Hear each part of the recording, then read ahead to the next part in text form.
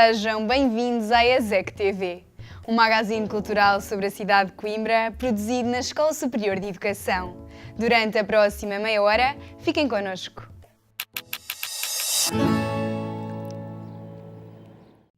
Entramos no mosteiro de Santa Clara a Velha para visitar a exposição de André Kuzer. Chama-se Moscou 21 e trata-se de uma mostra fotográfica da alma moscovita do nosso século. Extravagante, artística, contemporânea, mas que não esquece as suas raízes rígidas, nem os símbolos do passado, tentando construir uma imagem de cidade global, mas original.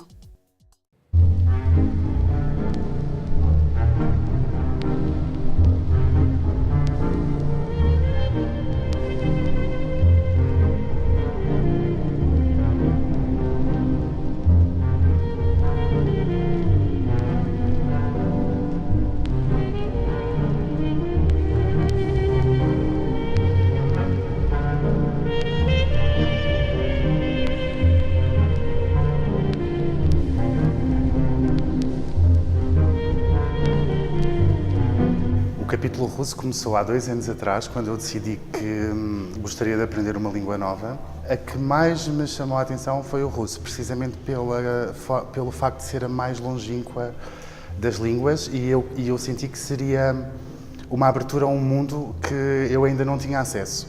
Tive um ano de aulas, a meio do ano fiquei a saber da bolsa do Ministério da Educação e Ciência russa e concorri. E pronto, ganhei. E sabia que em julho ia passar o verão, julho, agosto, ia passar o verão de 2018 em Moscou.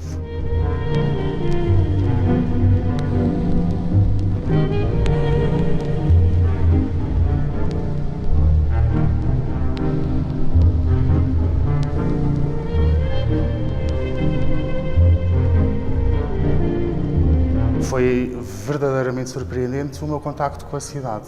Imaginava que seria uma cidade grande, que teria tipo um estilo muito próprio, mas não imaginei nunca que poderia ser o centro de algo. E Moscou é o centro da mistura de culturas entre a Europa e a Ásia. E por mais que eu soubesse que existia a Sibéria, que existia o Cazaquistão e que existe a Europa de Leste, que sempre teve mais relação com a Rússia, eu nunca tinha tido o contacto dessa mistura num único local. E Moscou representa esse coração de um território e quase de um ecossistema de que nós não temos conhecimento.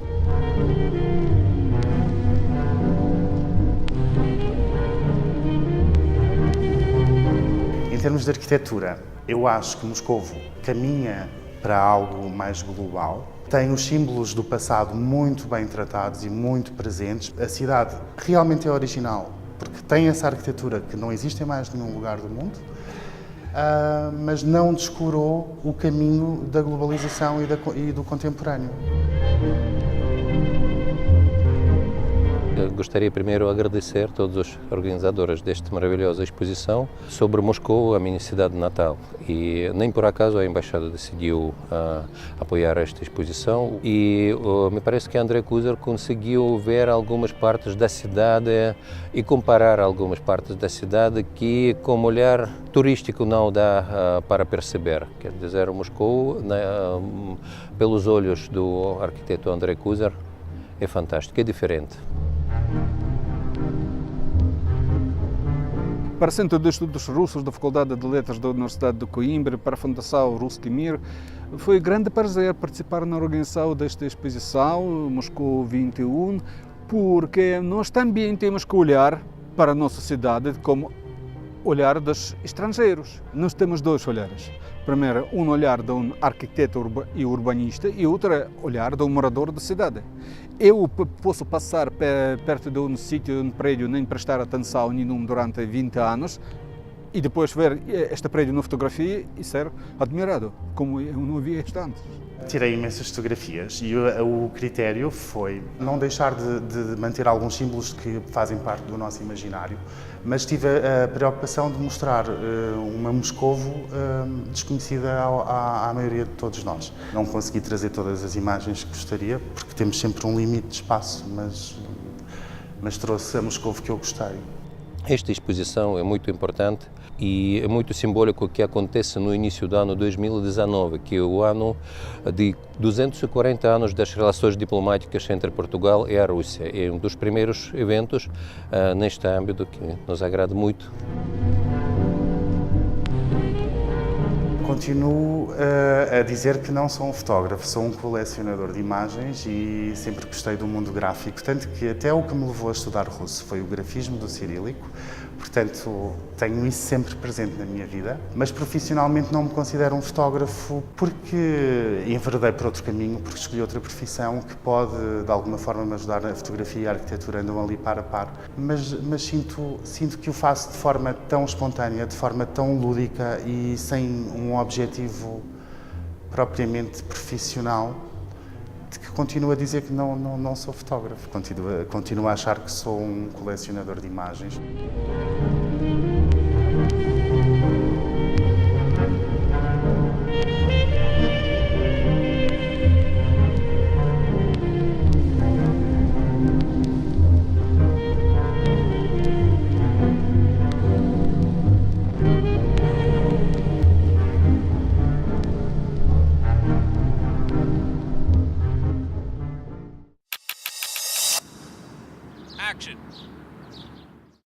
Biografia não autorizada de Bruna Leixo é um espetáculo que marca os 10 anos desta personagem divertida e com mau feitio. Uma retrospectiva biográfica pelos principais momentos da vida de Bruna Leixo.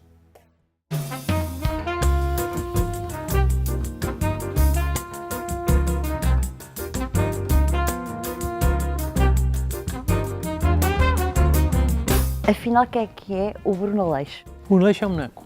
Portanto, o Bruno Leixo não sou eu. Ao contrário de... O Bruno Leixo é um boneco, né? É uma personagem à qual eu dou voz a várias, portanto, por essa ordem de ideias, eu seria as outras personagens todas. Acontece é que para o Bruno Leixo eu não faço grande esforço para fazer a voz. Eu consigo fazer um esforço para fazer a voz do Renato ou para fazer a voz do Pitaco. Mas para a do Bruno Leixo não faço grande esforço. Daí que o pessoal acha que é a minha voz. Não é a minha voz, aquilo leva um filtro. Portanto, aquilo não é exatamente a minha voz.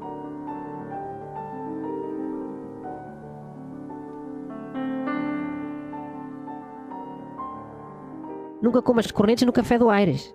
Ele desliga a arca durante a noite e a bolacha depois fica mole, toda mole. A personagem aproxima-se dos criadores? Não diria dos criadores, mas talvez das vivências dos criadores, sim. Nós usamos muitas coisas, algumas delas ficcionadas, né? Mas com uma base real, ao que nos aconteceram, ao que aconteceram aos nossos tios, aos nossos avós, ou com os nossos tios ou avós nos diziam, ou com os nossos pais. Portanto, não sendo, se calhar, há traços de personalidade dos bonecos que são um bocadinho nossos, mas são mais as vivências do que as nossas personalidades, acho eu. E de onde é que vem o mau feitio? Do Aleixo? Vem ou meu, não sei. Do Aleixo.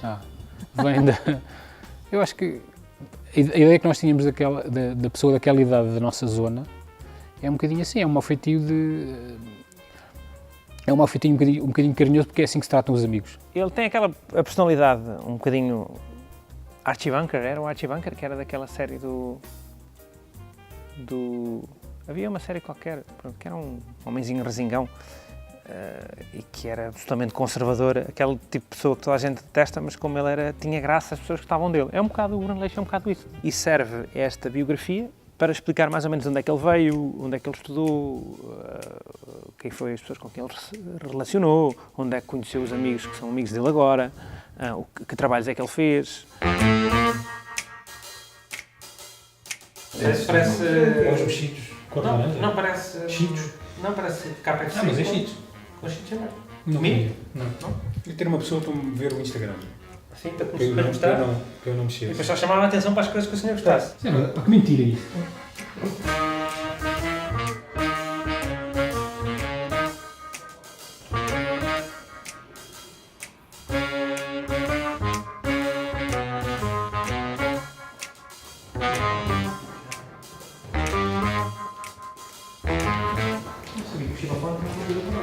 E xilofanes é a sua especialidade. Estava ligado.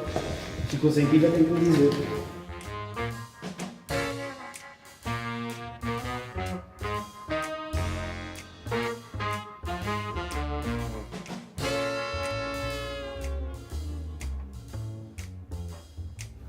E agora?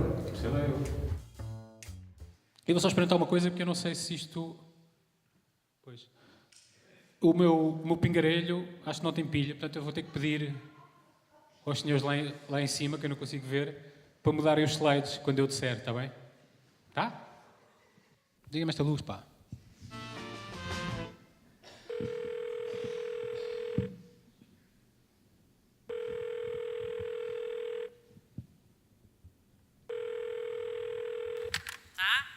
Boa tarde, estou a falar com o Sr. Bruno Aleixo. Não é, senhor? O senhor está no céu. É doutor. Tirei direito. Peço desculpa, então estou a falar com o Dr. Bruno Aleixo. Quem é que está a falar? O meu nome é Pedro Jorge, sou jornalista e tenho uma proposta para lhe apresentar. Seria possível marcarmos um dia para falarmos melhor? Qual é a proposta? Bem, Dr. Bruno, eu gostava de lhe explicar a ideia pessoalmente.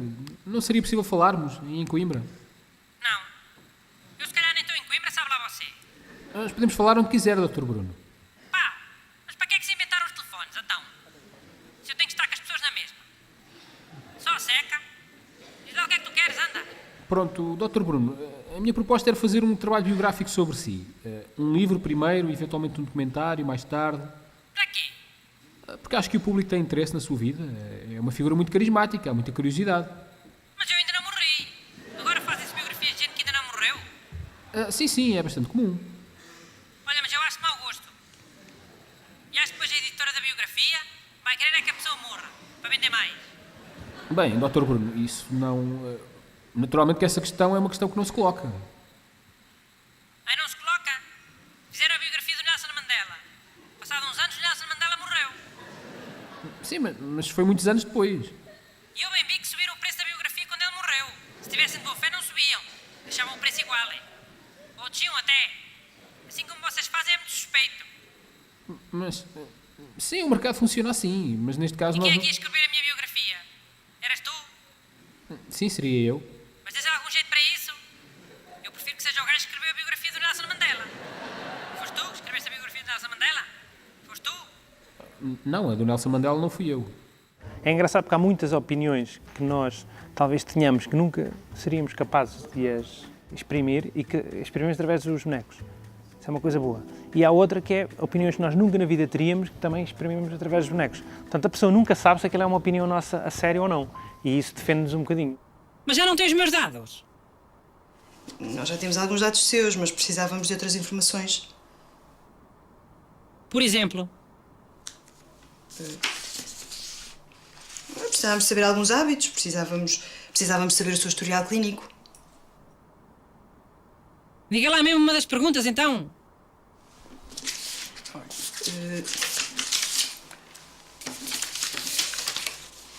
Há aqui uma sobre o historial clínico da sua família, por exemplo. Diga lá essa. Tem algum caso de distúrbio psicológico na sua família? Tenho um sobrinho que é vegetariano. De todos os vídeos que vocês fizeram, existe assim um que tenha sido mais marcante, que tenha dado mais gozo a fazer?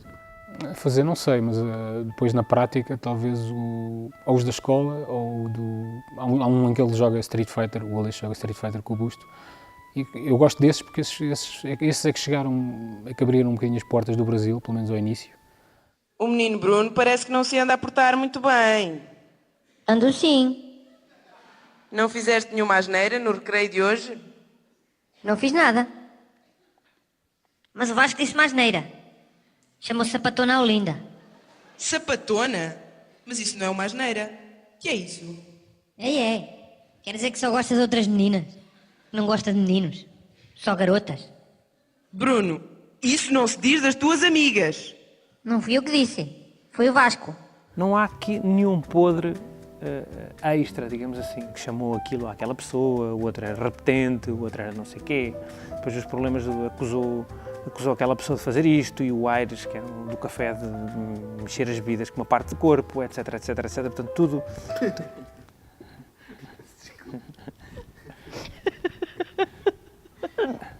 Mas já fica, não vou repetir. Hein? Havia uma praxe que eu fazia lá no café, a mexer as bebidas. Quando entrava um empregado novo, eu ensinava a fazer as coisas. Ele trabalhou lá um verão. Fui-lhe ensinar as caipirinhas. Na altura era moda, estava a começar a moda das caipirinhas, era novidade. Mas ele já sabia fazer, não é? Por causa lá das idas dele ao Brasil. Nunca bebas nada no Café do Aires. Uma vez eu trabalhei lá no verão e ele mexia todas as bebidas com a pila. E além disso, ele entrava sempre nas contas e quase sempre a favor dele próprio.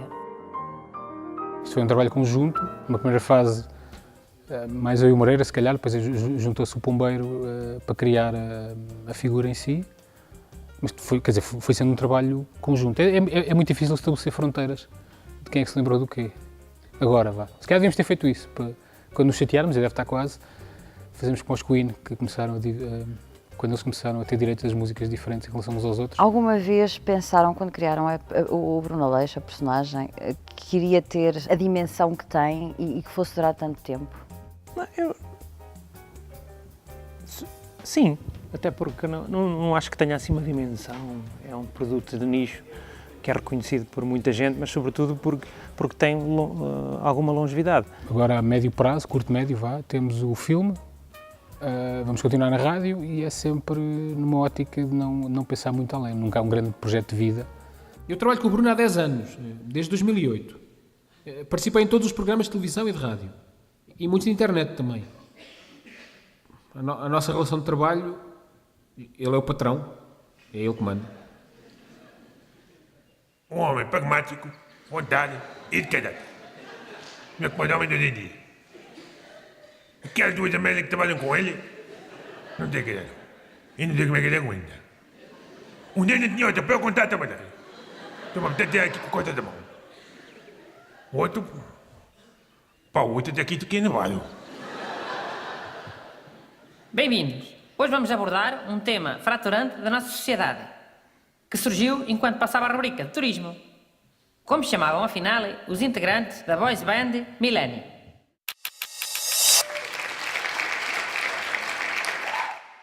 No Círculo Sereia do Centro de Artes Plásticas, visitámos a Shot in the Eye, um projeto que parte de uma experiência traumática do artista de Barcelona, Eduard Arbós, um problema ocular grave que o manteve afastado do mundo das artes durante 2 anos. Centrado na imagem e na sua construção, esta exposição analisa e interroga os mecanismos da percepção e da representação.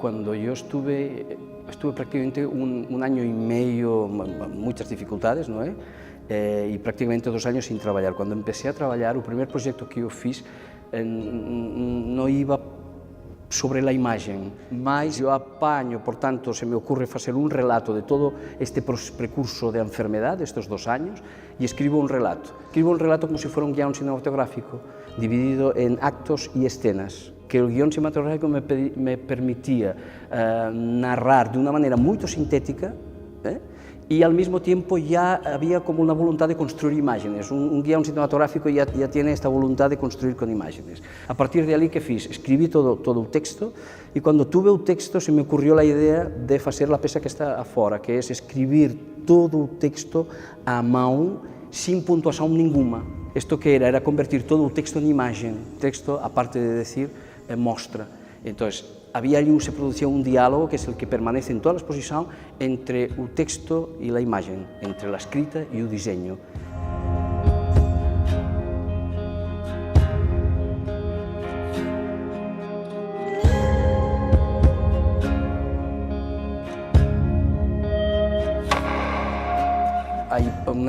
La primera narración tiene una estructura, capítulo 1, capítulo 2, capítulo 3, capítulo 4. O sea, los diseños no ilustran nunca este guión. El guión no se sigue literalmente, sino que luego hay la construcción de las imágenes, van en paralelo, van falando lo mismo. ¿Qué sucede? Aquí yo no tengo 5 espacios para hacer el capítulo 1, entonces hice una readaptación, pero siempre manteniendo estas lecturas y estas relaciones entre las obras que a mí me importaban para contar la historia narrativamente de una manera fluida y de una manera comprensible y de etapa a etapa, de capítulo a capítulo. Es decir, y con esta narración empecé el proyecto sobre la imagen.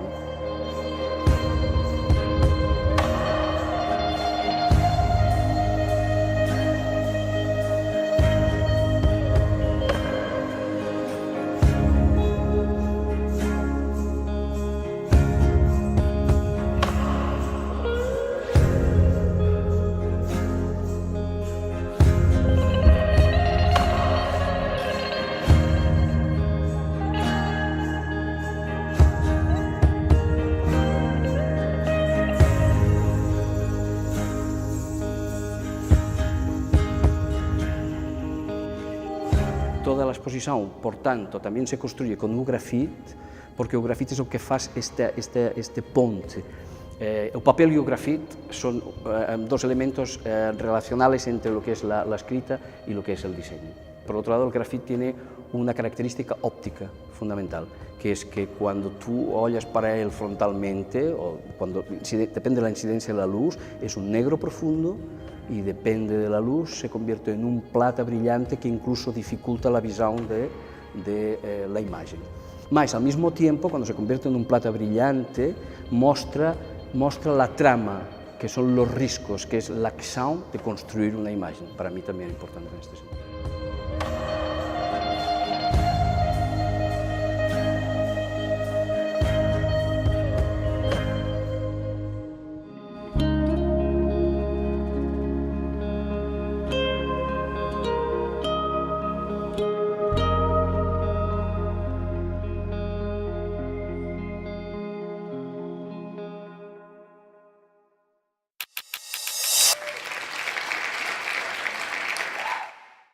Recordamos a 7ª edição da exposição coletiva Arte de Bolso, uma iniciativa anual da Galeria 7 que reúne obras de mais de 100 artistas em pequenos formatos.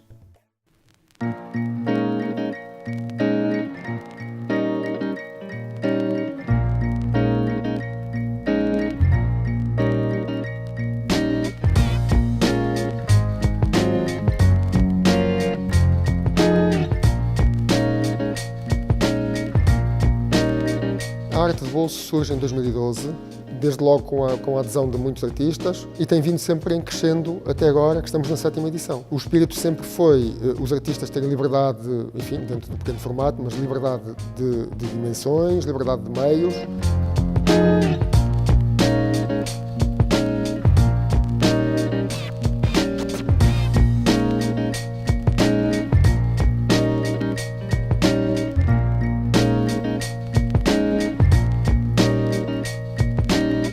Muitas das pessoas que nos visitavam não estavam com a potência de levar coisas para casa. Decidimos então fazer uma exposição de obras de pequeno formato, na expectativa de que isso fizesse com que as pessoas tivessem um impulso de compra e passassem da posição de observadores para compradores, enfim, colecionadores. Foi um gesto de fé na arte também, porque nós achámos que o facto de levarem as obras para casa poderia fazer com que depois germinasse nelas uma vontade de adquirir novas peças. E foi neste espírito que surgiu esta iniciativa, sempre apontando para o low cost, digamos assim, na produção, portanto não ter produções caras porque os preços também não refletem depois esse custo, e tendo também como ponto fundamental que as obras de cada artista devem representar bem esse artista, ou seja, embora sejam pequenas, devem ser obras de que ele não se envergonhe e que façam parte do seu corpo de trabalho.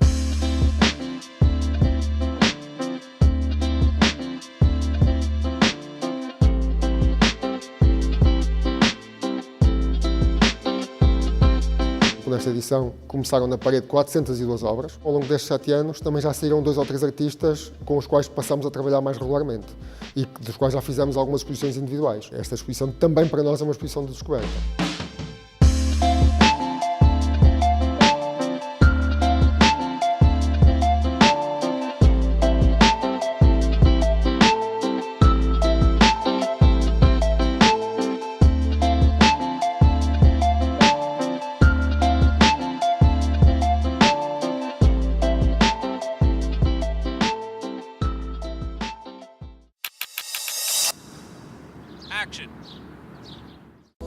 Obrigada pela vossa companhia.